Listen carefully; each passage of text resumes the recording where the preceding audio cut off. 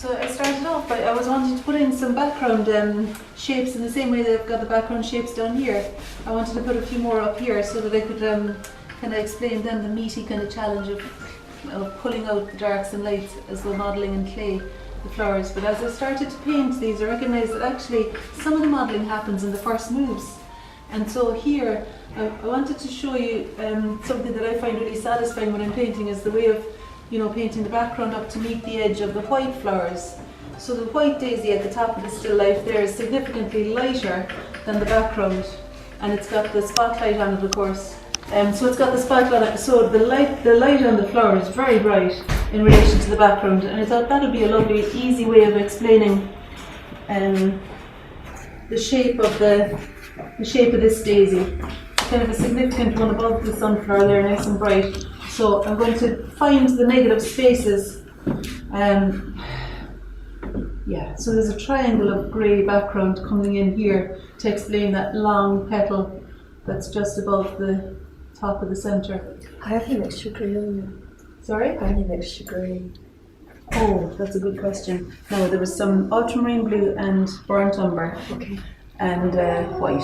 Yeah. Ultramarine blue, burnt umber and white. And that makes the colour of the background. I put a bit of masking tape here because although the pillar is a darker grey, I think I just want there to be a definition where the wall stops and the pillar starts. And I may not do the dark grey under the pillar, but even if I did do it, I could cover this later and make that darker.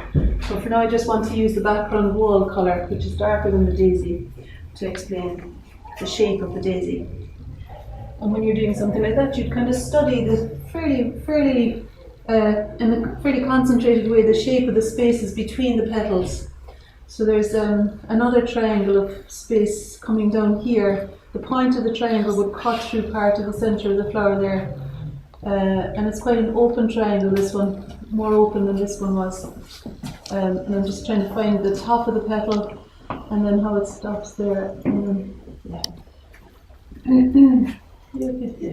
and then there's a vertical one here. And I'm going to make it a bit darker. I think we need some more brown and blue in there. So the ultramarine blue, it's not even Van Dyke brown, but any dark brown will do really to dull down the blue a little bit. Because I want to make the grey a little bit darker where it meets the brightness of the petals. There are places where it's actually darker, and I think it's worth emphasising the dark there a little bit more here and there. And you would stand back every third or fourth move. You could stand well back so that you're seeing that you're not doing too much. Just going to use a damp brush damp clean brush to blend the darker grey into the lighter grey there, and here as well, so that we are getting something of the kind of fine dark where the petals meet the centre of the flower. And there's a kind of a right angle over here then. So I'm going to aim for the big shapes between parts. And these petals being brighter can take even a darker shade in the background because it's the contrast, it's relative to the dark. It's the relationship between the dark and light that make the petals read as being luminous, I think. So the darker the background colour, within reason, the lighter the petals will read. And these brushes, I really like them because you can print a fairly clean line, and you can also fill in quite a large area. And anything that allows you to make the shapes that you're seeing more quickly is a very good thing, I think. And then there's one that comes in here. Yeah, you want to get there faster so you can move on swiftly to explaining other things. And you just need to do enough. You don't want to linger too long over any one bit, so that you've got this exact thing happening where you're painting both ends, it comes up together. Okay, now I'm going to do something in the petals themselves to make them read as being thicker. So the ones that are coming down here, I think there's an opportunity there to paint some opaque, thick white paint on. And I do the thing again of you know, scooping the paint up so that there's a ridge of white paint along the edge. I'm doing it again and again so that I get a consistent edge so that it's not lumpy and it's going to be really thick on one side and not so thick on the other. And I'm going to put it onto places where I see it as being brighter. And if you wanted to have a different quality of mark, you could always put a touch of lemon yellow into it so that it's even a kind of more brighter white. Sometimes lemon yellow, which looks like that, can give you a brighter luminous quality to the white. But just try it and see. Or you might put ultramarine blue in, something that gives it more than the white colour. So the reason I wanted to do the background is because I didn't want to do all the petals, painting all the petals white. I think the quicker way to get there was to paint the background up to meet the petals. And of course I'll soften the edge. Yeah. Out here I don't really want that to be such a distinct edge. It's more the edge where the background meets the petals is the one I'm interested in. And I also kind of liked how that leaf looked before I did that, so I'm just going to move a little bit there as well. And I was going to bring that grey over to meet the totally changing the colour of it. Like. I'm going to bring it over to meet the masking tape too.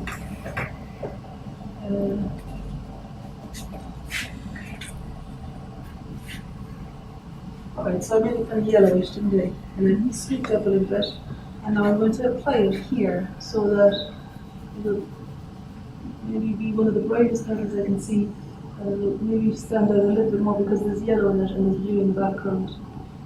And those are kind of opposite, like purple and yellow. And so you can constantly do this push and pull thing. But you don't want to be labouring over one flower for ages. Except that as I'm doing a demonstration where I'm wanting to explain how to do this, I do want to stay for a little while longer than I normally would. Otherwise I would have got a big brush and maybe established the shape of the lilies now and the other daisy, you know, but I could be forever going here, there and everywhere and not finish any one in detail. So that's why I'm lingering over one on its own. But isn't that lovely, that one there? It's a kind of an arc to this petal that allows it to go up the way and it catches the light there. It's an exciting thing. And then this one, yeah, I do this fairly often, is to kind of say I'm going to do something and then do the opposite. So I am actually going to carry on with another one. So I think when you're painting any flower, it's kind of helpful to do the same tones elsewhere in the painting. And so there's a third daisy down here somewhere that I would also maybe begin explaining. The first thing I would do actually is just using your thumb, you could print the centre of the daisy with the yellow ochre. And there's the centre of the daisy is maybe about, I think about here. Yeah, that's okay. And then there's a leaf in front of it that will have the hooker's green, it'll mostly hooker's green, which is kind of that colour. And I think I want it to be a bit duller, so I'm going to put some dark blue in, the ultramarine blue, and the burnt umber, so that it's that kind of colour. Because half of this centre of the daisy is cut off by the lily leaf in front of it. And that's what I want to find the edge of the significant parts of the daisy. And the significant parts of the daisy are first, I think, the centre of it. As a way of locating it, you want to find the centre of the daisy in relation to the flowers around it. And I just looked at it in relation to the other two and I thought it creates a kind of nice triangle there. Okay. So the dark leaf in front is kind of covering it a bit. And then it's actually the same colour dark coming in. How do we do? Maybe we should do a time thing. So what about 10 more minutes? Does someone time me? Are you timing me, Eleanor? Yeah, thanks. So Eleanor's going to tell us when it's time on. There's another bit of dark green background that comes in to separate in the same way as the background here separates the petals. There's a dark green, the same as that colour, that's going to separate a couple of these daisy petals here. And while I'm seeing it, I'm going to do it. I've got the colour on the brush. I might as well just do it. There we are, and there's another one coming in there. And then the stem of this daisy looks to me to have something of the same tone to it. So I'm going to print down the stem and notice each little change in direction to the stem. I'm going to notice and paint that down. And I just put a bit of yellow ochre into it because I feel like it's a bit green. I think it's a bit blue-green. So when I printed it with my thumb, it's more satisfying to me there. And now I'm just going to use the yellow ochre and a watered down way mixed with the green I just used. Yeah, and there's something kind of exciting that's, okay, maybe I'll just do that. And there's something kind of exciting there that the leaf that's, yeah, so that leaf kind of extends below here as well. Just for the rest of you can move around to see the parts I'm talking about if you like, because what's nice here is that there's the background leaf here, and through that the stem is darker than the background here, and then it becomes lighter than the leaf behind it. So I'm going to paint the colour of the leaf up to meet the light on the stem. You know, but I'm going to work harder to get the colour right so that it reads a stem, because there's something very appealing about when the tones change like that. It's good to capture that in the same way as you're capturing the contrast in the edge of the background there. It's exciting to paint the stem by painting the leaf up to meet the edge. But I want to make it a more earthy green because the green that's already there is a bit more earthy. And so I put in some burnt umber into that green colour that I had. And the edge I want to establish first is the edge where the stem meets the leaf. So I'm not trying to do both edges at the same time, that's a big job. Whereas if you just do the edge where the leaf meets the stem, and try and capture any little quirky shift in direction will give it more the character of the daisy stem. And then just going to pull that edge in as well so that it reads as the same leaf on either side. And then there's a thinner thing that happens here which is quite appealing too. It's almost like it turns from going horizontal to dipping down the way. And that's kind of interesting to notice.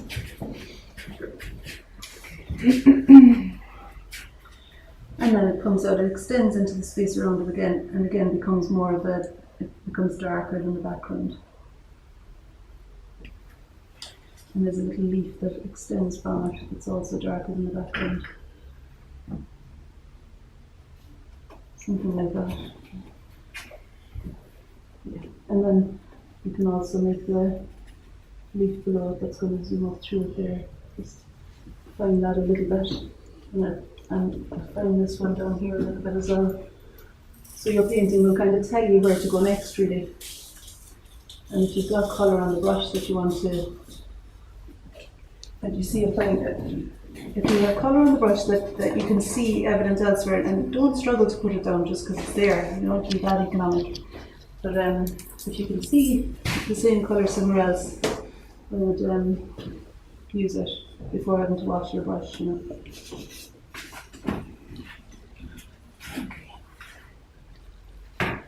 Alright.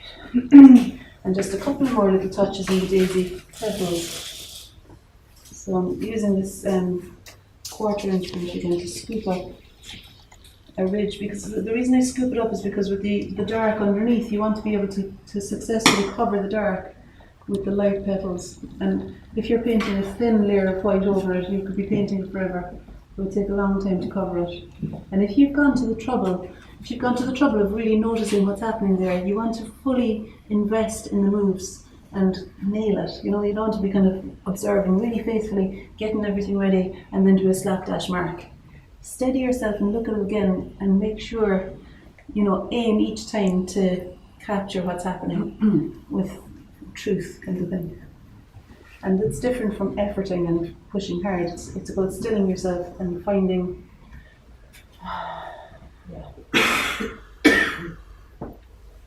it's about stilling yourself and just chasing it with commitment, indecisive.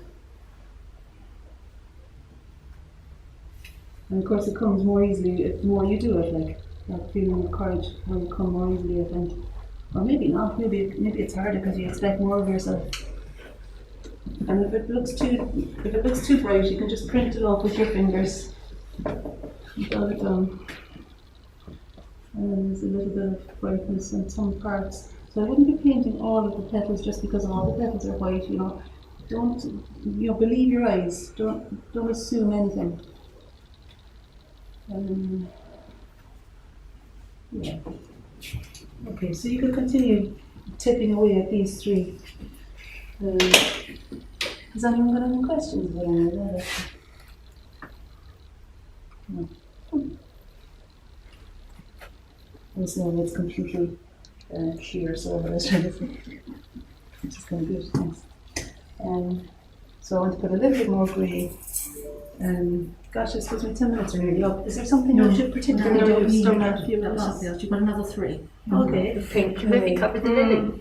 The lily, the pink lilies. I might need another 5 minutes. Is that alright? So 8 altogether. And if you want to go back to your places to carry on, that's fine. But I do need to do something with the lilies, don't I? Because they're a significant part of this. Just before I do, I wanted to do some of the same colour that's in the background behind this daisy here. Because I think I want to show how sometimes less is more, and you can really do enough just by kind of creating relationships between parts. We kind of then join the dots ourselves. So, but I think you get this anyway. But there's not really anything laborious about this. It's more just to, you know, if you want to stand back and see does it work. And, what you could do there then is just use one of the bigger brushes. Gosh, it's all colourful. I wanted that to be cleaner. So I'm just going to wipe off what I did there with a cleaner out, that would be sensible. And then I'm going to put on what I wanted there to be there. And it'll also allow me to kind of paint the outside of the lily a little bit. Well, some of the lily is darker than the background. A significant part of it is lighter than the background, and it's kind of the beginning to find the shape of the lily there with that colour. I could bring the blue over here too. It kind of works, doesn't it, with the background on this side. I think the dark on this side will allow the lights that are falling on this side of the still life to stand out a bit more. And so it would probably be a good idea for me to later on make this colour, make this background colour again more opaque, so that I can fill in some of the gaps between the leaves here in a satisfying way to get the negative spaces between the flowers in there. So what lilies are you talking about? The pink ones or the white ones? Hands up. Pink lilies? Or Both. or white or both? Yeah. But is it mostly the pink? Or no? Mostly the white? The white. Mostly the white? I don't know. Okay.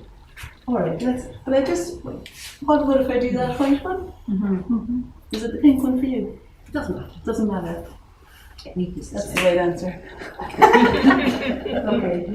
Alright, yeah, so the thing with flowers generally, if they've, because flowers are such a kind of organic, you know, they're blousy and there's loads of parts to them, and they're soft and the edges are soft and things. I think the way to navigate the form of them is to look for the darks and lights with your eyes half closed. Forget their flowers altogether, and just with your eyes half closed, identify where the shadows are and where the light bits are.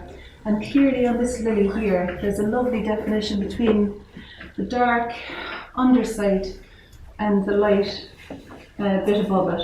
No, I don't want this to be the same colour, this dark and this light, to be the same colour as this dark and this light, because otherwise you have to fight to make it different from the daisy and from the background colour. So I'm going to make a new grey that's more, I think, a kind of buff colour for the underside of the lily. And to me, I would like to start there with the sap green. So I'm looking at making, this is the colour that's here. The colour that's on the underside of the lily here. Okay, so I'm starting with the sap green. And now some people here would have seen this a number of times. And you know who you are, and you're welcome to go back to your paintings if you want to do that. So don't feel that you have to sit and watch, or stand and watch. Okay, I'm thinking you simply, okay, you're not itching to go back? Okay, alright, so that's not really what I want. I kind of want that to be it's really helpful to look at the colour you're aiming for as you're making it and put the palette as close as you can to the colour that you're trying to achieve. Now I'm putting a combination of opposites in here. The first was sap green and crimson. Crimson is that colour.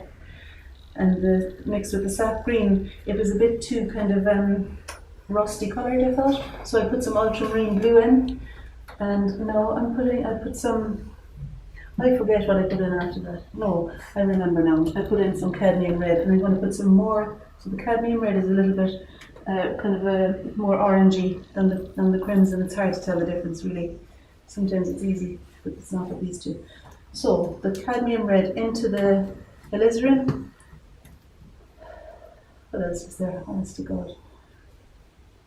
And so there was sap green and crimson, and then ultramarine, and then cadmium red. You don't have to go all around the houses like this. You could just pick a red and a green and it would work. But here I am taking forever, and I'm not even I can rock the boat more now putting some cerulean blue. We get there eventually. Maybe it's like a good kind of maybe it's a good lesson in. I think I'm getting there. It's a good lesson in the beginner's mind and feeling like every time you're making fresh. I've just made it. Well, it's not that close. And every time you're kind of not resting on any rule book or something that you always paint in the lilies. I don't like to do that. I like to look at what's here now and aim to describe it. And let's just try it. So I've made this colour. And I put white into it, and I'm scooping it up. And I want to see, my challenge here is to make it different enough from the background, and I don't know if I've done that. You see, I don't think I have. A bit more cadmium, some cadmium orange will make it different from the background, because the background has a blue feel to it. And I want the grey that's in the lily to be different. So, let's see what this looks like. Scooping it up. And then painting down the triangle of shadow that I see. That extends, it kind of comes into the sunflower, triangle that comes into the sunflower, and then it extends down here to describe where the edge of the lily meets the background. And then I'm going to kind of fill in the space up to where the ridge of the lily stops and the brightness.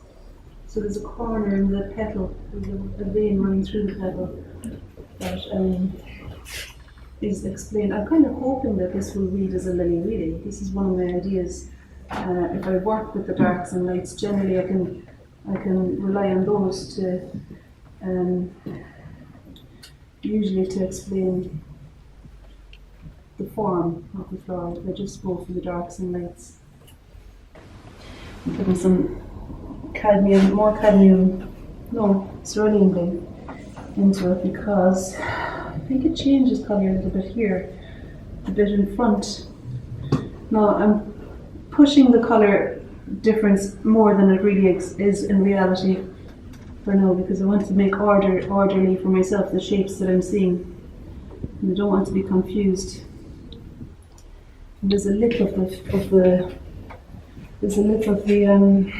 lily petal that comes down below the ridge there. And it also is here, I think. And that's kind of nice there, this bit that extends up. And I'm setting the scene, getting it ready for where the lights will be placed.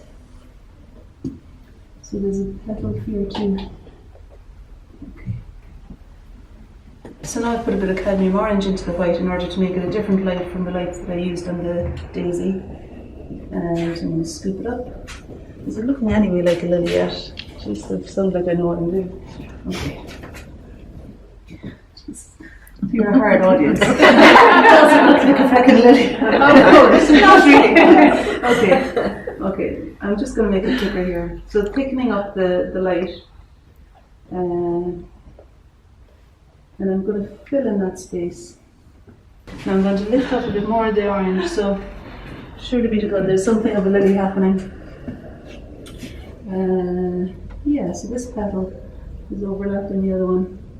And it's a bit like when you're painting a nose in a face. once you've got eyes above it and a mouth below it, you kind of know what it is. So you don't have to do an awful lot of painting in there. So I'm kind of relying too on the fact that this is a bunch of flowers. We might kind of feel like this is a lily. But I know for some people here, you've used collage to represent the edge of the petals. And that's kind of a nice way to describe the lily too. Next time you walk out. Okay, second. It's alright, isn't it? I think there are other things that may happen during the course of the painting. It may be that when you do stuff elsewhere, simply doing 2 more lilies, even if they're as bad as that one, doing 2 more lilies will maybe make it read as the flower that it is. Do you know? And definitely not going swimming today. And I really was going to go anyway. I thought you were a Higher Diploma. Well, I am. You know, maybe with that I'll rise to the challenge of it. Look, do you see, just as a final move there, look, a bit more of the lemon yellow into the colour of the lily will maybe distinguish it a bit more from the background light. So lemon yellow into the white and picking up a ridge of it and applying it where I see there to be the lightest parts. Just to make the lights cohesive, it kind of helps if all the lights are the same. I've run out of white now. I can feel myself just chasing. Okay, so see when you feel yourself chasing a scent like a dog down a rabbit hole. Stop then. Roll your shoulders back, do something general somewhere else, and remember that you can do other flowers better, maybe, you know. But yeah, the very best of luck anyway.